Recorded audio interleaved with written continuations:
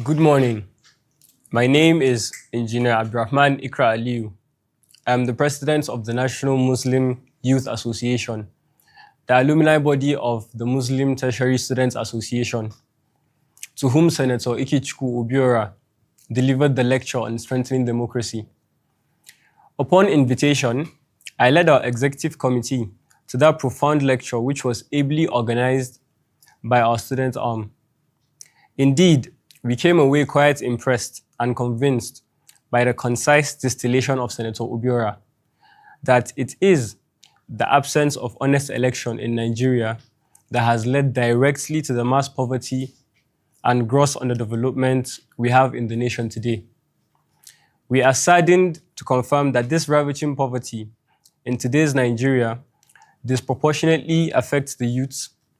Presently, about 50 to 60 million youths across the nation are unemployed or underemployed.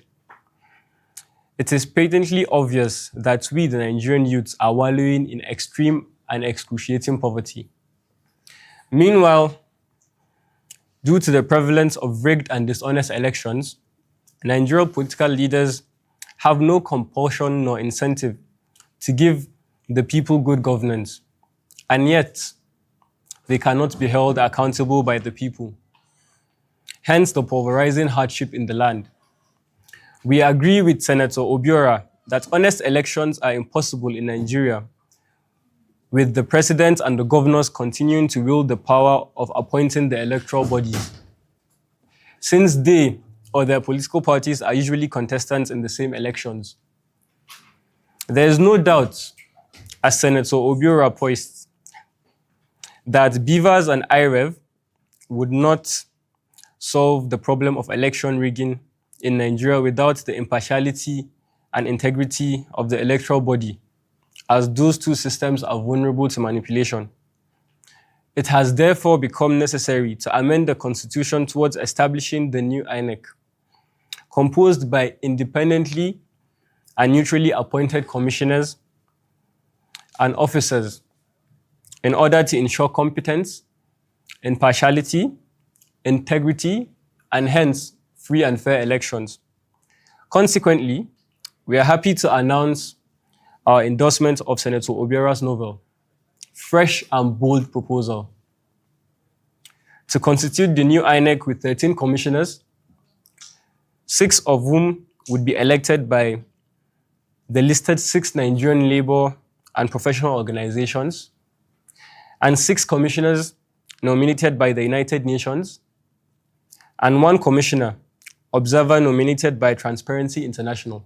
What stands out in Senator Obiorah's proposed new INEC is the fact that it would be more difficult to bribe or intimidate such an internationally composed electoral body. More so, the infusion of international bureaucrats into the new INEC would make for better organized elections in which the secret ballot would indeed be secret, therefore defeating vote buying.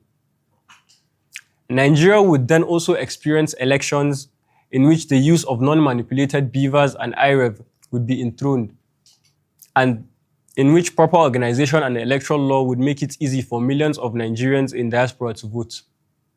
We observed in the course of exchange of views on Senator Ikechukwu Obiorah's proposal that some people were asking, how could foreigners take part in organizing elections in Nigeria? Well, our answer to that question is that the foreigners under reference are the same foreigners who have, from Nigeria's independence, been managing exclusively the healthcare and hospitalizations of Nigeria's political leaders, all presidents, military heads of government, senate presidents, speakers, governors, legislators, senior public officials, senior judicial officials, business elites, and so on. And all because Nigeria does not have good hospitals due to bad governance, made possible by rigged elections. We answer further that it is the same foreigners who have given Nigeria non-debt aid in the form of cash transfer grants upwards of $65 billion since independence.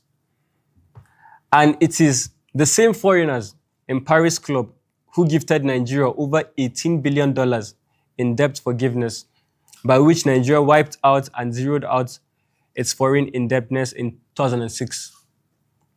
Years of bad governance brought on by rigged elections have resaddled Nigeria with about $50 billion in foreign debt as of date.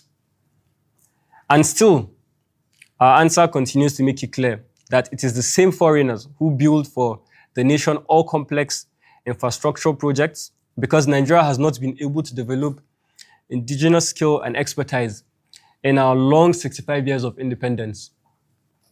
And most especially, it is the same United Nations which has been a significant, active, and catalytic supporter and trusted partner in Nigeria's development aspirations.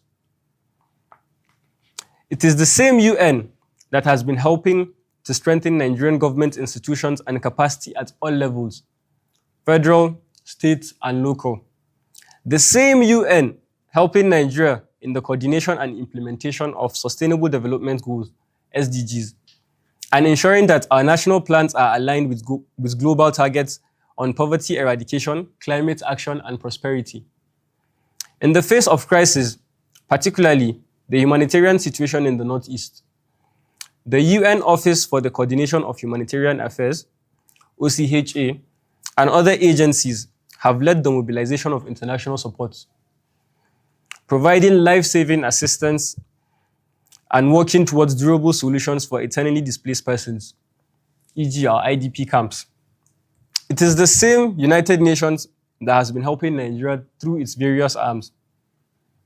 The UNDP, the WHO, the UNICEF, the FAO, the IFAD, the UNFPA, the UNHCR, the OHCHR, etc.